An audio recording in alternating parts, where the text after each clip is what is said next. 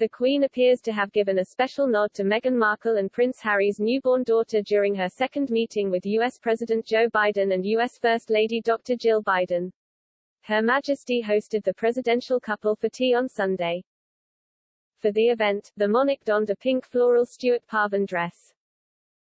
She accessories her outfit with a Rachel Trevor Morgan hat, also in pink, white gloves and her signature black bag.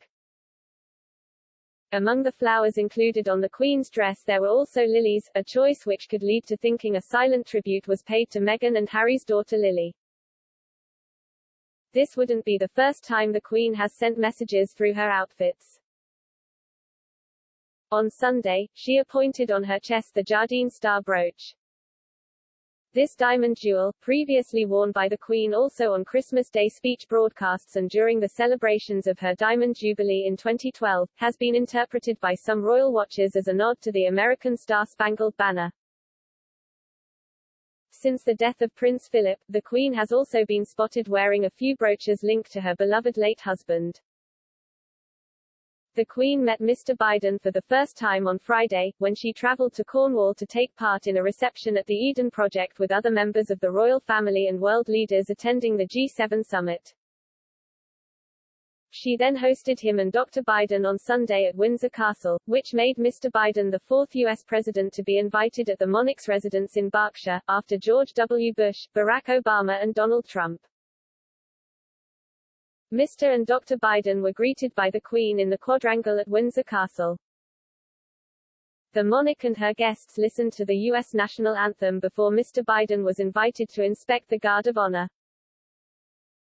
The presidential couple was then treated to a military march. Afterwards, the Queen led the pair inside the castle for a private chat and tea. Royal commentator Katie Nicholl told the BBC during the live broadcast of the Bidens' arrival the trio was bound to speak about Meghan and Harry. Ms. Nicholl said, "The Bidens have met Harry. Jill Biden met him in 2013 when he was in Washington. They then met again in 2014. They do have this common interest for serving the veteran community, and Jill Biden founded the Joining Forces initiative with Michelle Obama.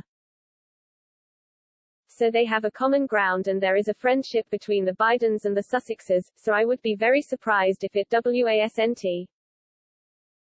Prince Harry met Dr. Biden for the first time in 2013 during his visit to the U.S. He met her again in 2014, when she traveled across the pond to cheer for the U.S. team taking part in the Invictus Games in London. 2 years later, Harry met Mr. Biden, who attended a game at the Invictus Games in Orlando, Florida. Ms. Nicholl added, "Regardless of that friendship, Meghan and Harry are living on California soil.